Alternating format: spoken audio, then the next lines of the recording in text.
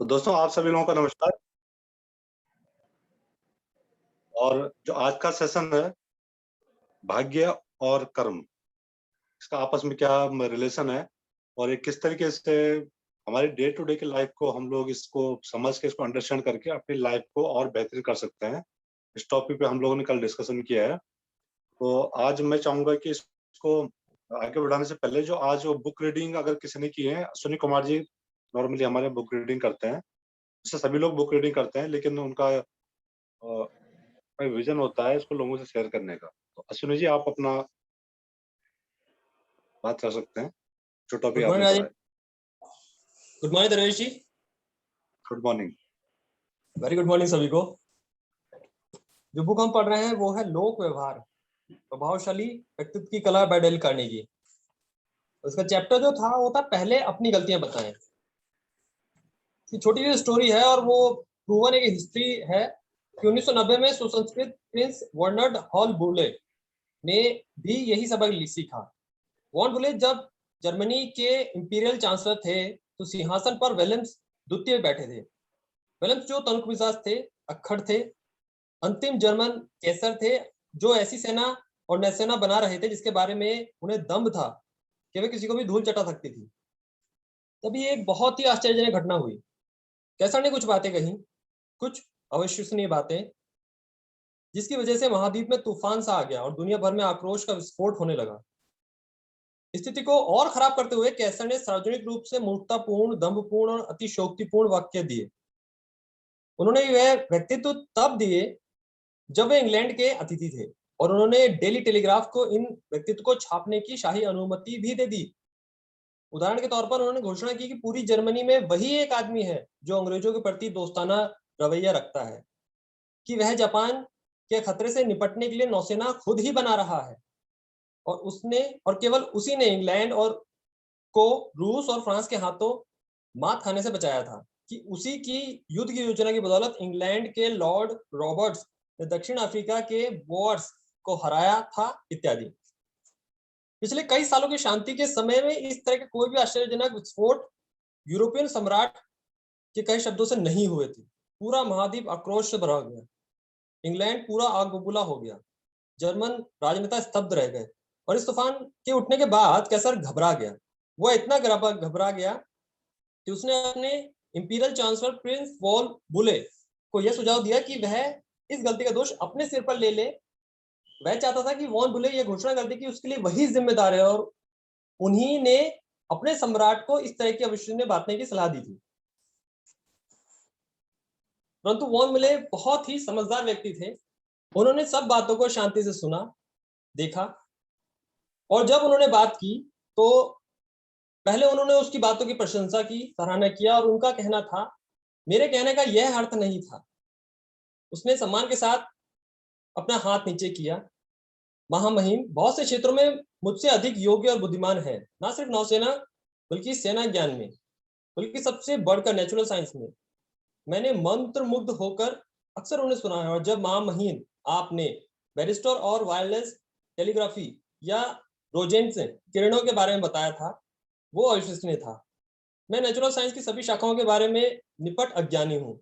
मुझे रसायन शास्त्र या भौतिक शास्त्र का कोई ज्ञान नहीं है और मैं प्रकृति के रहस्यों के बारे में भी पूरी तरह अनजान हूँ।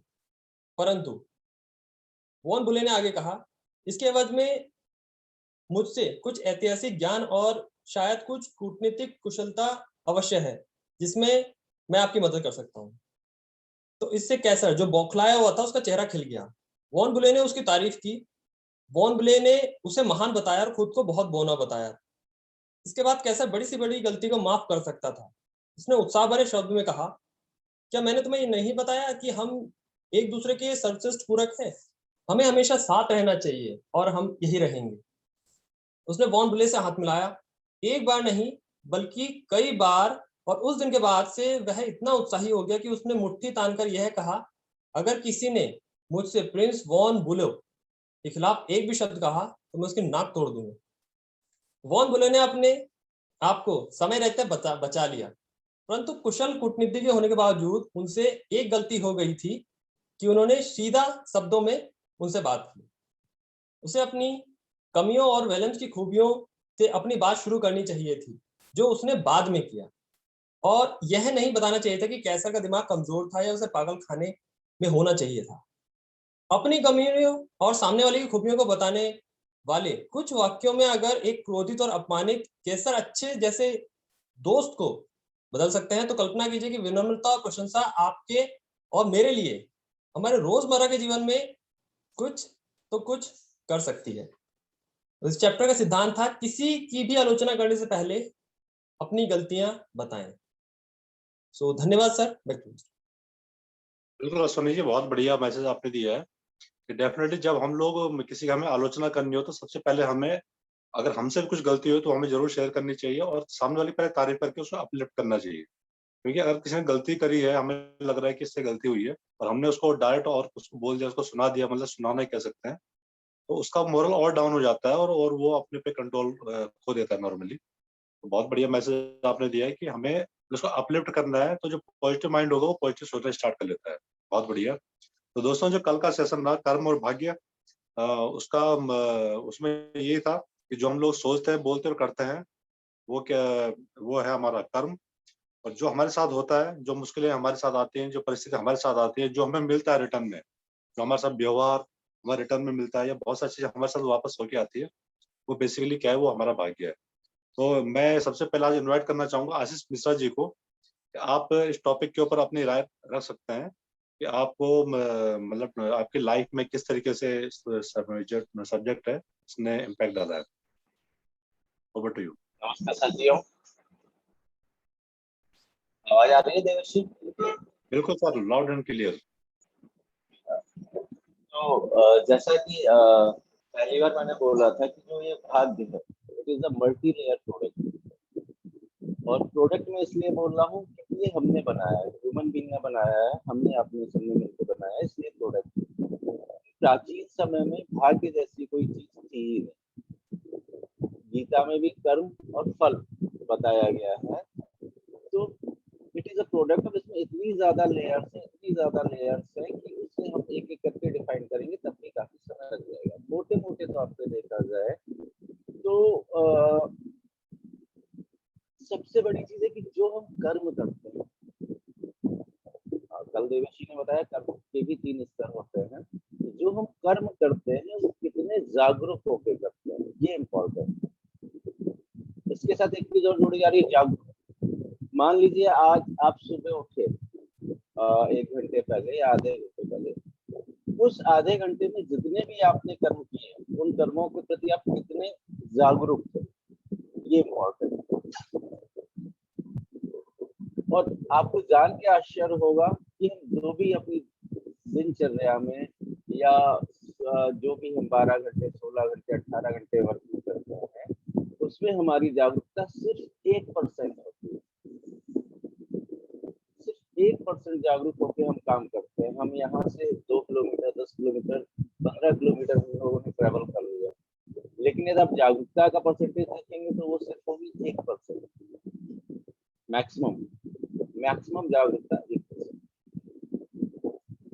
और जब बिना जागरूक हुए कोई चीज घटती है हमारे जीवन में, बिना जागरूक हुए कोई चीज हमारे जीवन में घटती है, तो कहीं कहीं पे उस चीज को हम लोग भाग्य या किस्मत नाम दे देते हैं। वही भाग्य, वही किस्मत। हमारा शरीर है,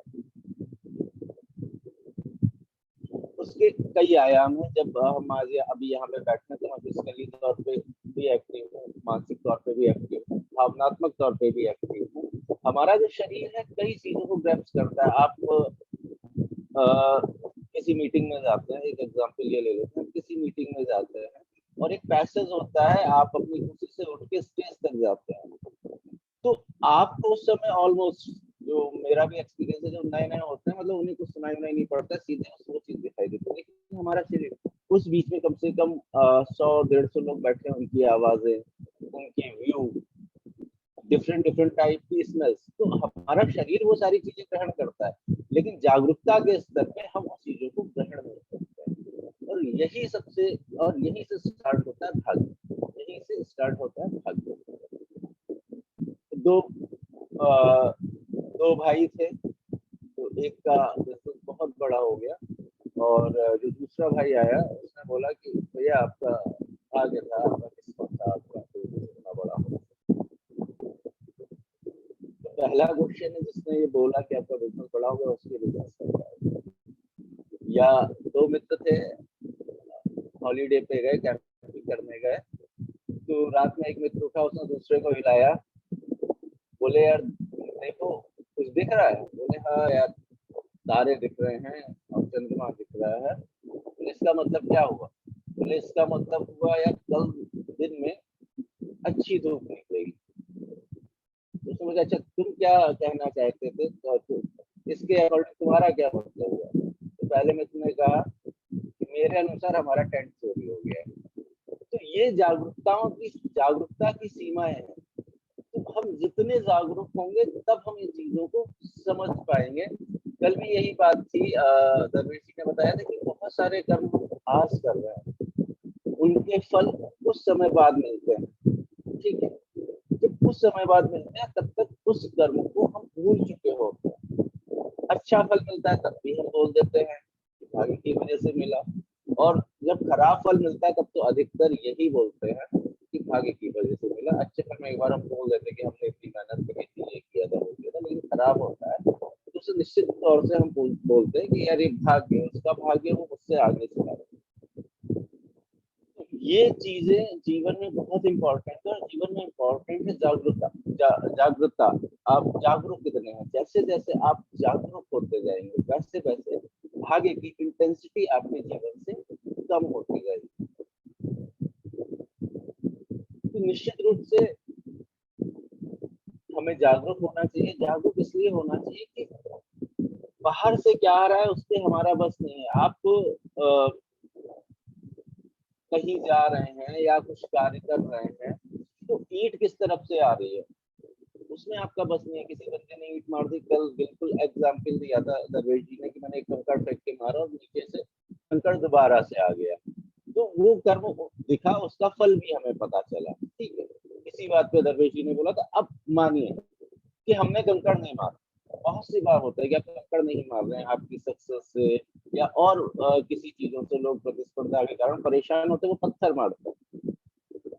तो उस पत्थर से हम अपना सर उड़वाएं या उसी पत्थरों को उठा के हम अपना मकान खड़ा करें, ये इम्पोर्टेंट है। हम उस चीज पर रिएक्ट कैसे करते हैं, चीजें बहुत सारी हैं। आप ड्राइव करते हैं रास्ते में तो बहुत से लोग गलत गाड़ी चला रहे होंगे, बहुत से लोग आपको इरिटेट कर रहे होंगे पीछे से हॉर्न बजा बजा के, बहुत से लोग रॉन्ग साइड चल रहे होंगे, तो उसमें आपका बस नहीं है। आपका बस कहाँ है? अपनी स्टेयरिंग पे, अपनी मनोदशा पे। तो ये जीवन है, इस जीवन में स्टेयरिंग आपके हाथ में, और वही इम्पोर्टेंट है। तो वहां पे आप जितना जागरूक होंगे और जितना अपने आप को बचा के लक्ष्य प्राप्ति की तरफ पहुंचे, उसमें कभी स्लो भी हुआ जाता है, कभी तेज भी हुआ जाता है, वो आपके ऊपर उस स्टेयरिंग पे विश्वास करते। बाहर से चीजें क्या आ रही है, कैसी आ रही, उन चीजों को हम किस तरीके से यूज करते हैं, यही जीवन है।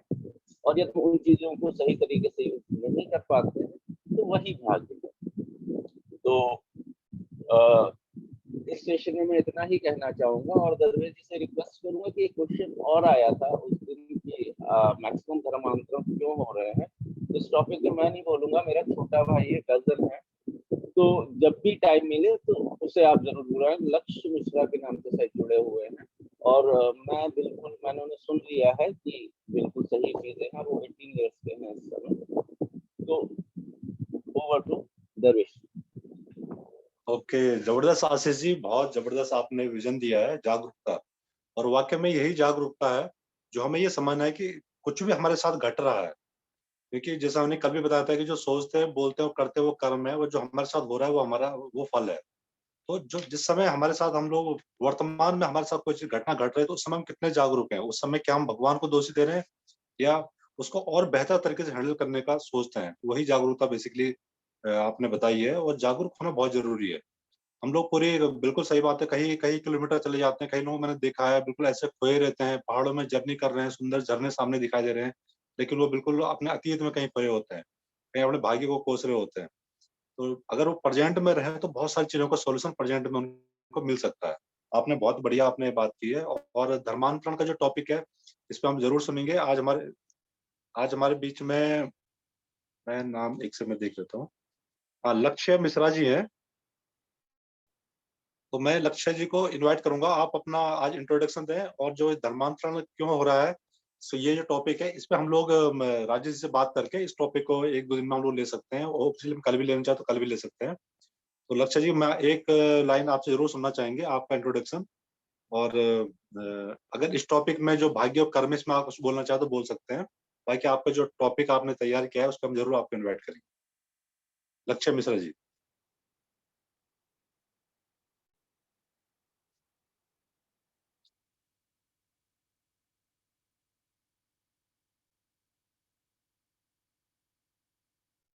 लक्ष्य जी, सुन पा रहे हैं?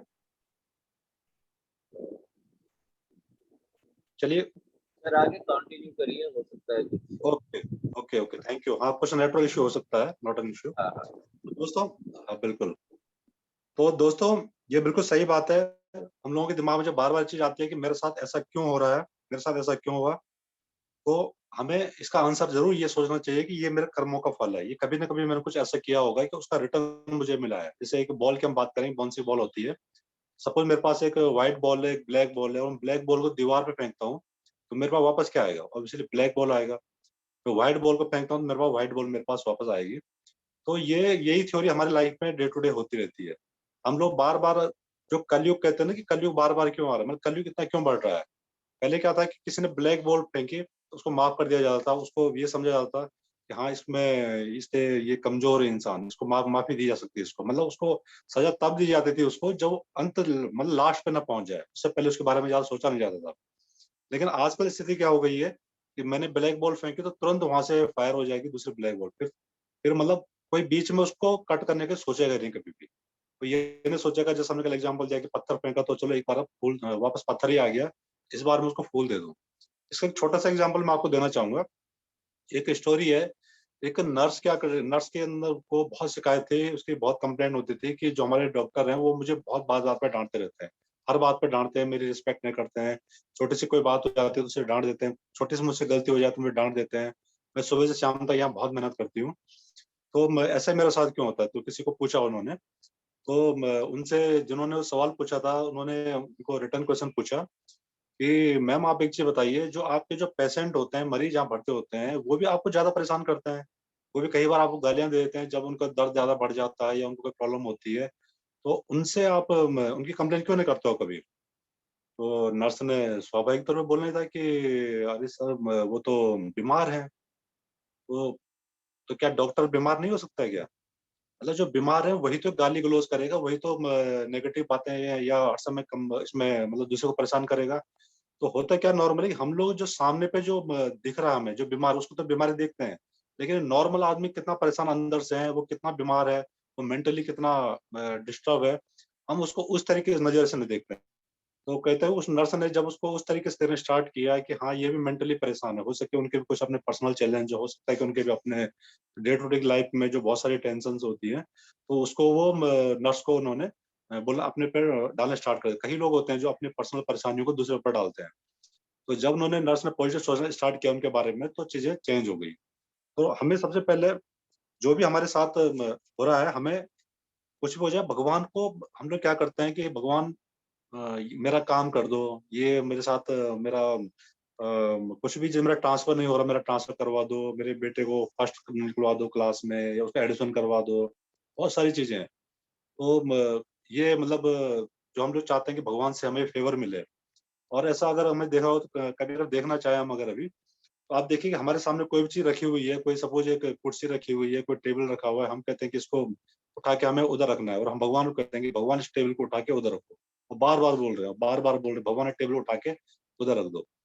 तो क्या हमें लगता है कि भगवान कभी क्या वो टेबल उठा के अलग रख सकते हैं? ऑब्वियसली कभी नहीं रखेंगे। उसकी जगह पे हमें क्या बोलना चाहिए भगवान से?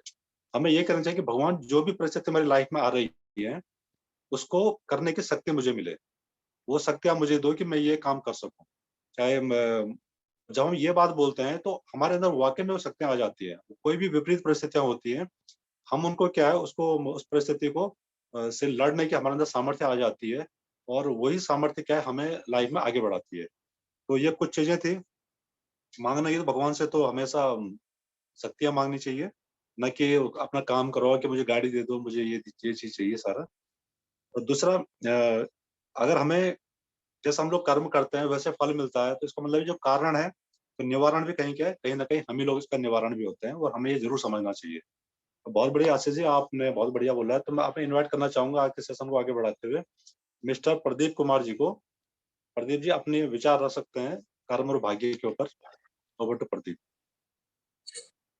Thank you sir, thank you for inviting me. बहुत ही अच्छा सर टॉपिक चल रहा है अभी। तो अभी तक सर जितना अभी तक क्लियर हुआ, मतलब जैसे आशीष जी ने अभी बोला है, मेरे को तो यही लगा कि हमें जो भी चीजें हैं हमें सही तरीके से उस चीज को जानना जरूरी है, जागरूक होना सही तरीके से जरूरी है।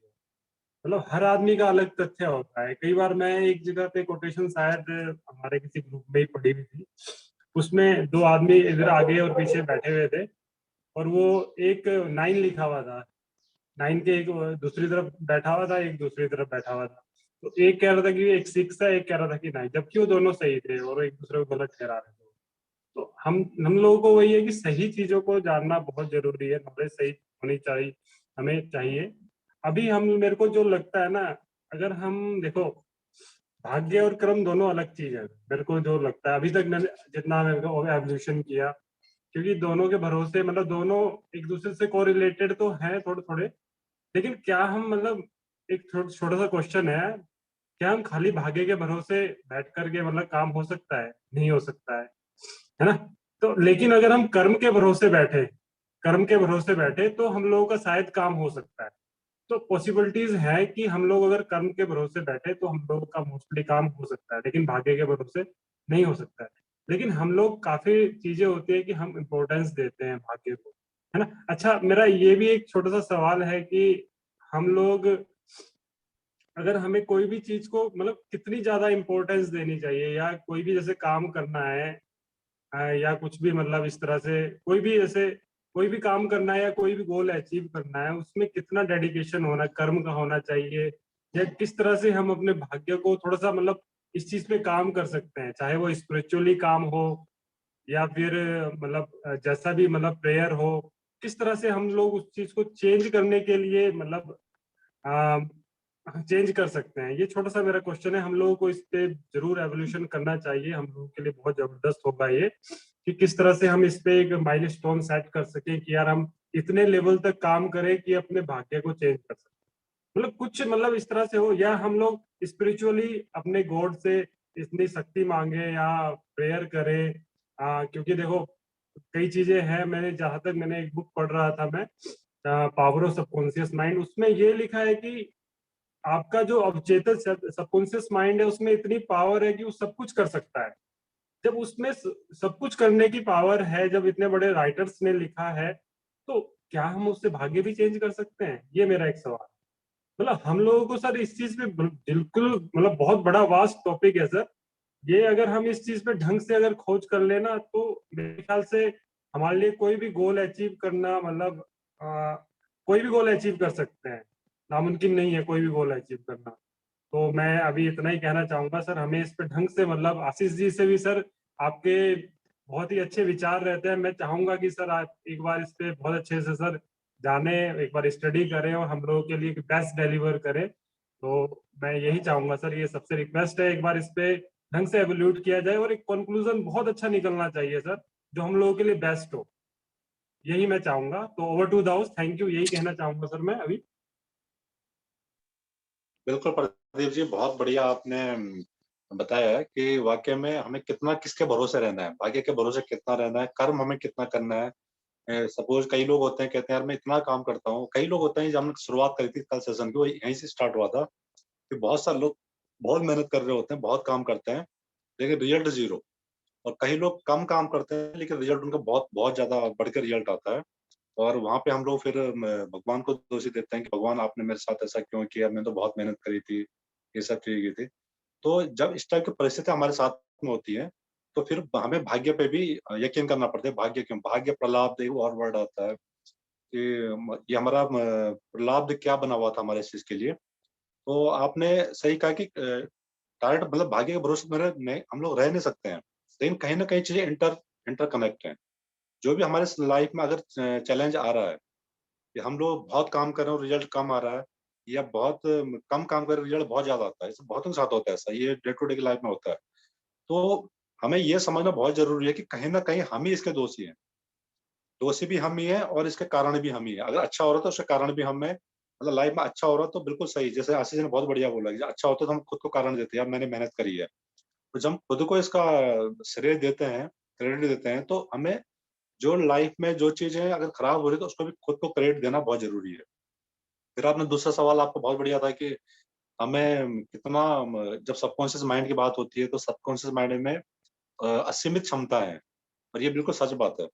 लेकिन इसको हम अपने फेवर में कैसे कर सकते हैं, क्या हम अपने भाग्य को बदल सकते हैं? ये बहुत ही अच्छा टॉपिक है, और हम लोग ये सेशन है, इसका जो पर्पज है वो यही है कि हमें लास्ट में हम यहाँ तक पहुंचे कि क्या हम अपने भाग्य को बदल सकते हैं।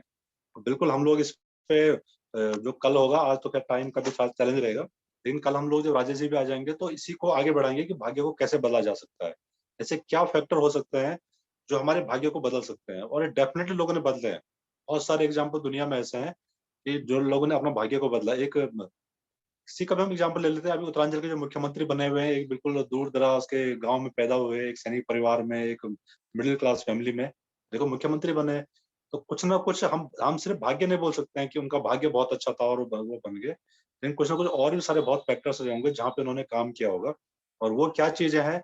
और वो, क्योंकि भाग्य एक सोचना, जो हम सोचते हैं, जो हम बोलते हैं, जो करते हैं, उस पर भी डिपेंड करता है। भाग्य इस पे भी डिपेंड करता है कि हमारे सामने जो परिस्थितियां आती हैं हम उस पर कैसा रिएक्ट करते हैं। जैसे आशीष जी ने बहुत बढ़िया बोला कि किसी ने हमारी इंसल्ट कर दी, और या जैसा अभी मैंने एग्जांपल भी दिया था, किसी ने मेरी इंसल्ट कर दी, उसको हम क्या रिएक्ट दे रहे हैं, वहीं पे हमारा भाग्य डिसाइड हो जाता है। अगर हम लोग कहीं सभा में बैठे हुए, किसी ने हमारे बहुत सारी हमें गालियां दे दी हमें, और हमने उसी तरीके से उसको गाली दे दी, तो जो सामने वाला हमारे बारे में इंप्रेशन बना देता है कि ये मतलब इसके अंदर पैसेंस नहीं है, या ये तो कॉमन सेंस की बात है, कोई मुझे गाली दे रहा है तो ऑब्वियसली वो गलत कर रहा है। सबको 10 आदमी को पता है कि वो जो गाली दे रहा है वो ऐसा नहीं करना चाहिए, चाहे चाहे कितना भी बड़ा कारण रहा हो, सबके सामने गाली नहीं देनी चाहिए थी। लेकिन मैंने क्या रिएक्ट किया, और मैंने अपना फिर क्या है, अपनी इमेज क्रिएट कर दी लोगों के सामने कि यार कि मैं भी उसी की तरह हूँ, मुझ में कोई ज्यादा फर्क नहीं है। लेकिन अगर मैं उसमें एक इम्पैक्ट डाल सकता हूँ, या मैं उसको पॉजिटिव तरीके से बोल सकता हूँ, जैसे उनका उनका गौतम बुद्ध का एग्जाम्पल आता है कि अंगुलीमाल डाकू ने उनको कुछ बोला और उन्होंने उसको रिस्पॉन्ड किया, रिएक्ट नहीं किया। तो यहाँ से पता चलता है कि उन्होंने अपने को अंदर से कितना बिल्ड किया था, और यहीं से भाग्य चेंज होना स्टार्ट हो जाता है। एक बहुत बड़ी कहानी क्रिएट हुई है। तो इसमें कुछ आशीष जी कुछ कहना चाहते हैं तो मैं आशीष को इन्वाइट करूंगा, प्लीज आशीष जी।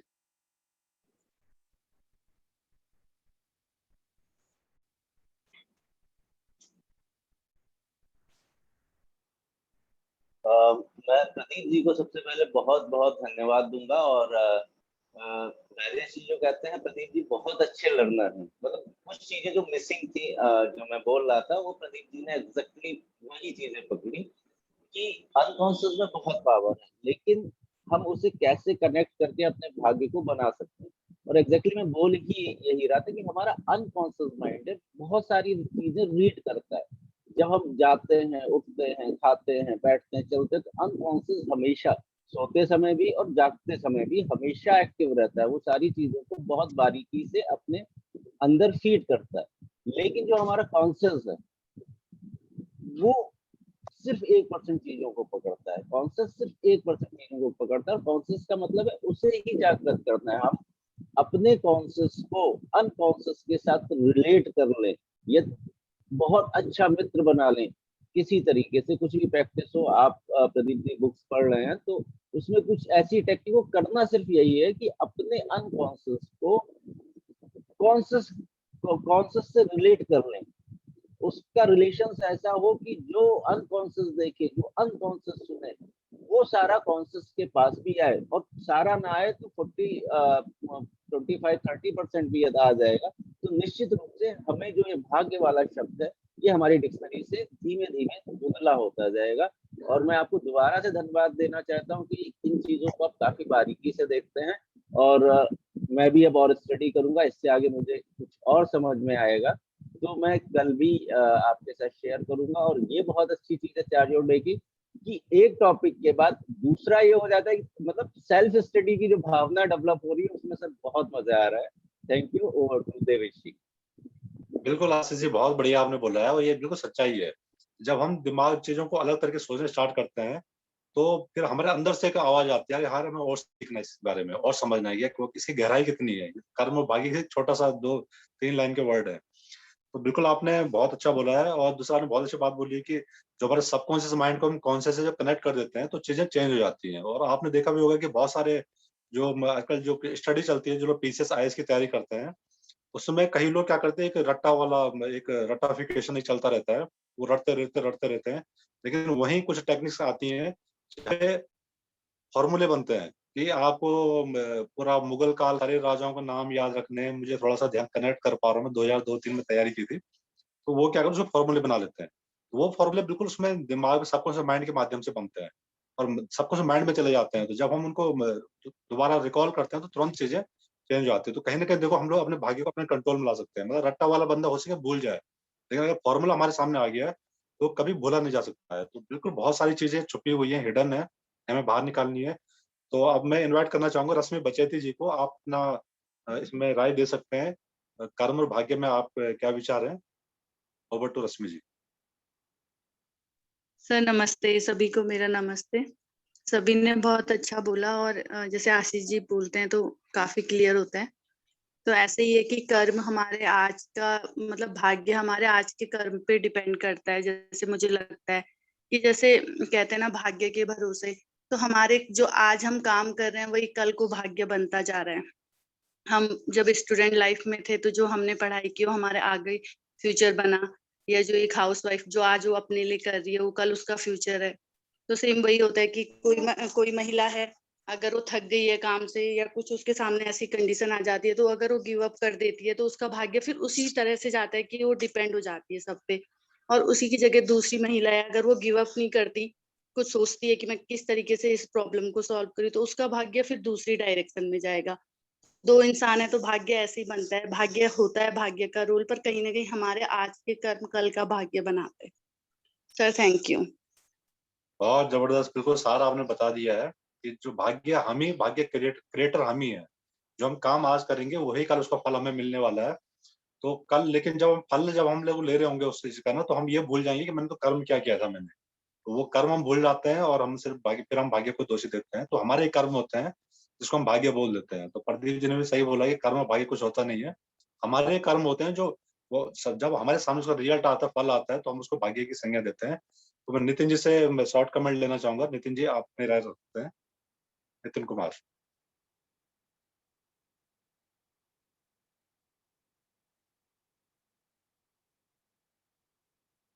नितिन जी सुन पा रहे हैं? चलिए, मे भी कोई नेटवर्क इश्यू हो सकता है। तो राजेश जी, आपका कुछ नेट परमिट कर रहा हो तो एक कॉम्पैक्ट स्टेटमेंट लास्ट में आप 1 मिनट की। चलिए, मुझे लग रहा है कि राजेश अभी ट्रेवलिंग में है और अभी उनके लिए पॉसिबल नहीं है। तो दोस्तों, बहुत बढ़िया रहा, बहुत सारी चीजें हमें आज सीखने को मिली है, कुछ हमें कल के लिए होमवर्क मिला है पढ़ने के लिए, समझने के लिए। और आशीष जी का बैकग्राउंड को देख के बड़ा अच्छा लगता है, चार्ज योर डे। ये मैं भी कुछ सर, इसको मुझे भेजना आप जरूर, इसको बैकग्राउंड जो लगा हुआ है आपने, मुझे व्हाट्सअप करना। मैं भी इसको जरूर इसको यूज करूंगा, इसको कैसे किया जाए। और कल हम लोग जरूर आशीष जी से सुनेंगे, हम लोग इसको कैसे हम लोग इम्प्लीमेंट कर सकते हैं और अपने सबकॉन्शियस माइंड को और बेटर कैसे कर सकते हैं और अपने भाग्य को कैसे बदल सकते हैं। बिल्कुल, लोगों ने भाग्य बदले हैं, बहुत सारे लाखों करोड़ों एग्जाम्पल दुनिया में है, लोगों ने अपने भाग्य को बदला है। और जहाँ पे बिल्कुल परिस्थितियां विपरीत थी, लाल बहादुर शास्त्री जी बहुत बड़े एग्जाम्पल हैं। और ऐसे भी बहुत सारे लोग हैं कि जिनके पास सब कुछ अवेलेबल है और उन्होंने भी अपने भाग्य को बदला है, वो उसको यूटिलाइज नहीं कर पाए। तो दोस्तों, बहुत बढ़िया सेशन रहा। और कल जो लक्ष्य मिश्रा जी का जो टॉपिक के लिए रहेगा, हम राज्य से बात करके, अगर कल टाइम होगा तो 10 मिनट का टाइम देंगे लक्ष्य जी को। वाकई में ये सब चीजें बहुत जरूरी है। हमें किसी भी प्रॉब्लम अगर हमारे आसपास समाज में हो रही है तो हम उसे अछूते रह नहीं सकते हैं। अगर कश्मीर का देखो, बहुत बड़ा एग्जाम्पल अपने में है, सब लोगों ने ऐसे उसको अवॉइड किया कि नहीं, सब ऐसे चल रहा है, ऐसे चल रहा है। पर एक टाइम ऐसा हो गया कि कश्मीर अब हमारा नहीं रहा है, कह सकते हैं। मतलब कि कितना कितना स्ट्रगल करना पड़ रहा है उस भूभाग को अपने पास रखने के लिए, वहां के लोगों को अपने से जोड़ने के लिए। इतना मतलब पूरा जितना पैसा पूरे देश में खर्च होता है, उतना ही उससे ज्यादा पैसा वहां पे कश्मीर में खर्च हो रहा है।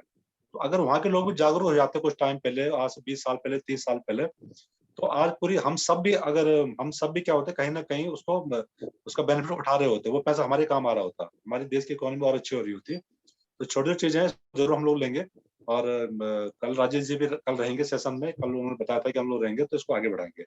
थैंक यू दोस्तों, कल मिलते हैं सेम टाइम और सेम टाइम पे मिलते हैं, आगे सेशन को आगे बढ़ाएंगे। Thank you, have a nice thank day. You sir, thank you.